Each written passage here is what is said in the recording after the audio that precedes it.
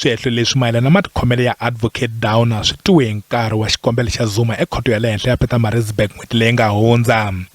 Zuma u hehle advocate Downer hi ku pfutisa vuxokoxoko bya xihundla mayelana na rihanyu ra yena eka vateki va mahungu.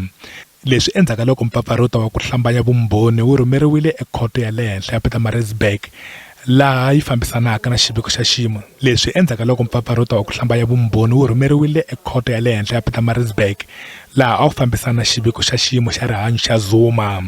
Naswona leswi va vula ku ri vumbhoni byin'wana byo ngetelela bya matikhomelo yo ka yi nga ri kahle ya advocate Downer. Va Khale va xungeta ku teka magoza ya nawu ehenhla ka Downer. Mfumo wu kanete leswi va vula leswaku maphepha ya nawu lama nga yisiwa ekhoto se ya hundzuka maphepha lama nga vonaka hi mani na mani. Zuma u tlhela a tsalela President Ramaphosa a vilela mayelana leswi a vulaka ku ri ku tluriwa ka milawu ya matirhelo na matikhomelo ya vuchuchisi hi xiyenge xa vuchuchisi NPA. Mhaka yi hundziseriwe eka ndzawulo ya vululami. Xiboho eka xikombelo xa Zuma xi languteriwa ku tivisiwa hi siku ra 26 ra n'hweti ya Nhlangula.